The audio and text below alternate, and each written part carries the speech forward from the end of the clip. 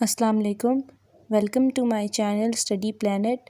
آج کا جو ٹاپک ہم اس ویڈیو میں کور کریں گے وہ ہے short story the piece of string by Guy de Maupassant. تو چلے سٹارٹ کرتے ہیں۔ کیونکہ میں اپنی ہر شارٹ سٹوری ویڈیو میں رائٹر کی ڈسکرپشن دیتی ہوں شارٹ فارم میں، کیونکہ یہ بہت امپورٹنٹ ہوتی ہے، تو اس ویڈیو میں بھی میں بریفلی رائٹر کے بارے میں پہلے بتاؤں گی، پھر سٹوری سٹارٹ کریں گے۔ گائے ڈی موپیسن کی برتھ ہوئی تھی 5 اگست 1850 کو فرانس کے ریپبلک ٹورول سر آرگیوز میں۔ یہ ایک 19th سینچری کے فرینچ آتھر تھے۔ انہیں ماسٹر آف شارٹ سٹوریز کے نام سے بھی یاد کیا جاتا ہے۔ بولی دے سوئف، جسے انگلش میں کہتے ہیں بال آف فیٹ، یہ پبلش ہوئی تھی 1880 میں، اور یہ ان کی بیسٹ سٹوری مانی جاتی ہے جو انہوں نے شارٹ سٹوری لکھی تھی، یہ ان میں سے بیسٹ نون ہے۔ یہ ایک ناولسٹ تھے، شارٹ سٹوری رائٹر بھی تھے اور ایک پوئٹ بھی تھے۔ انہوں نے 300 شارٹ سٹوریز لکھی ہیں، 6 ناولز لکھے ہیں، 3 ٹریول بکس لکھی ہیں، ایک والیوم آف ورس بھی لکھا ہے۔ ان کی ڈیتھ ہوئی تھی 6 جولائی 1893 کو 42 ایئرس کی ایج میں پیرس میں۔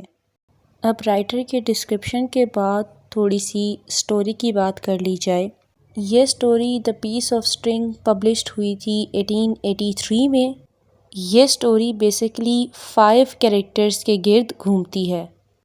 پہلا کیریکٹر ہے میچر ہوچیکارن کا، دوسرا کیریکٹر ہے میچر میلنڈین کا، تیسرا کیریکٹر ہے میچر فارچیون ہالبریک کا، 4تھ کیریکٹر ہے میریس پومیلے کا، اور 5تھ کیریکٹر ہے جو کہ ہے کیریکٹر میئر کا۔ یہ سٹوری گارڈر مارکیٹ سے سٹارٹ ہوتی ہے۔ وہاں میچر ہوچیکارن جو ہے پہلا کیریکٹر، یہ روڈ کراس کر رہا ہوتا ہے تو اسے ایک پیس آف اسٹرنگ دکھائی دیتا ہے۔ پیس آف اسٹرنگ یعنی دھاگے کا ایک ٹکڑا ملتا ہے اسے، اور یہ اسے اٹھا لیتا ہے۔ وہیں اس مارکیٹ کے قریب اس کے ایک اینیمی، پرانا اینیمی ہوتا ہے اس کا، میچر میلنڈین، وہ اسے دیکھ لیتا ہے۔ تو میچر ہوچیکارن سمجھتا ہے کہ کتنی لیم سی بات ہے کہ میں ایک پیس آف اسٹرنگ اٹھا رہا ہوں اور میرا اینیمی مجھے دیکھ کے کیا کہے گا کہ یہ کتنا فضول سا بندہ ہے کہ ایک پیس آف اسٹرنگ اٹھا رہا ہے۔ تو میچر ہوچیکارن ایسے پریٹینڈ کرنے لگ جاتا ہے، یعنی دکھانے لگ جاتا ہے کہ میری کوئی پریشیس چیز گم ہوئی ہے اور میں اسے فائنڈ کرنے کی کوشش کر رہا ہوں۔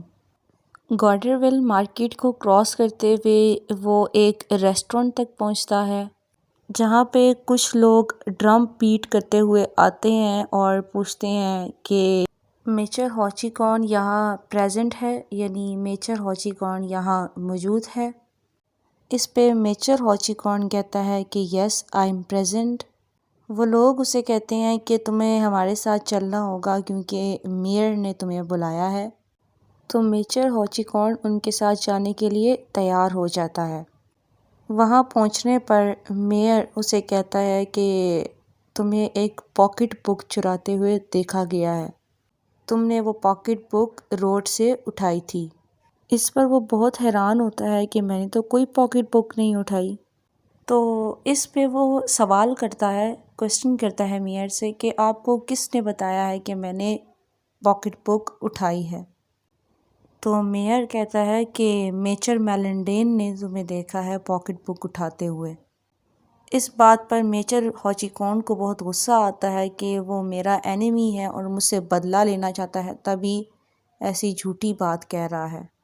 میئر اسے کہتا ہے کہ اس پاکٹ بک میں کچھ فرینچز یعنی فرانس کی کرنسی اور کچھ بزنس ڈاکومنٹس تھے جو تم نے چرائے ہیں۔ وہ بہت یاد کرنے کی کوشش کرتا ہے تو آخرکار اسے یاد آتا ہے کہ میں نے تو صرف ایک پیس آف اسٹرنگ اٹھایا تھا، کوئی پاکٹ بک نہیں۔ تو وہ میئر سے کہتا ہے کہ میں نے صرف ایک پیس آف اسٹرنگ اٹھایا تھا، پاکٹ بک نہیں اٹھائی۔ چونکہ اس کے خلاف کوئی ایویڈنس نہیں ہوتا، کوئی ثبوت نہیں ہوتا، تو اسے فری کر دیا جاتا ہے۔ لیکن لوگ جو ہیں وہ اس کا یقین نہیں کرتے۔ ایک دن بعد ہی میچر فارچیون ہولبریک، جس کی پاکٹ بک گم ہوئی تھی، اسے مل جاتی ہے۔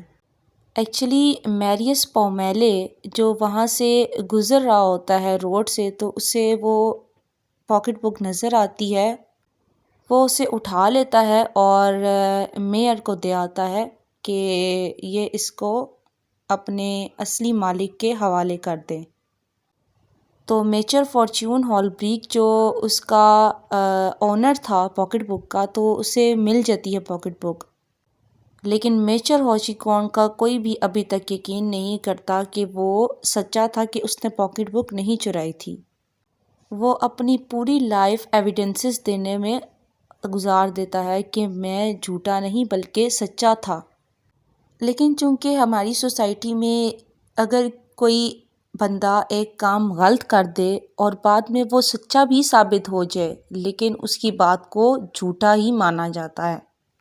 ایسا ہی میچر ہاچیکون کے ساتھ بھی ہوا، اور اس کی سب کو ایویڈنسز دیتے ہوئے اس کی کانفیڈنس لیول جو تھا وہ ڈاؤن ہوتا گیا، اور اس طرح اس کی ڈیتھ ہو گئی۔ اور ڈیتھ جس ٹائم ہوئی اس کی، تو اس ٹائم اس کے الفاظ جو تھے لبوں پر وہ یہ تھے کہ میں نے کچھ بھی نہیں اٹھایا تھا، صرف ایک پیس آف اسٹرنگ۔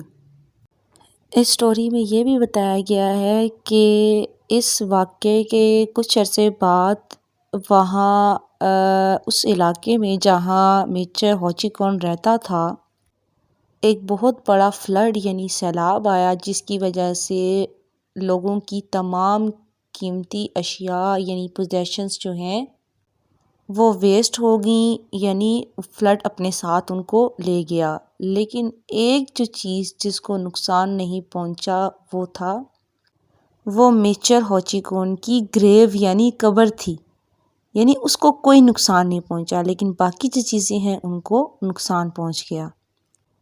اور اس کی گریو پہ جو لکھا ہوا تھا وہ یہ تھا کہ یہاں وہ دفن ہے جس نے کچھ بھی نہیں بتایا تھا، کچھ بھی نہیں بولا تھا، صرف سچ۔ یہاں وہ انسان دفن ہے جو اپنی بے گناہی خود تو ثابت نہیں کر سکا، لیکن سیلاب نے ثابت کر دیا۔ تو یہیں پہ ہماری سٹوری کا اینڈ ہوتا ہے۔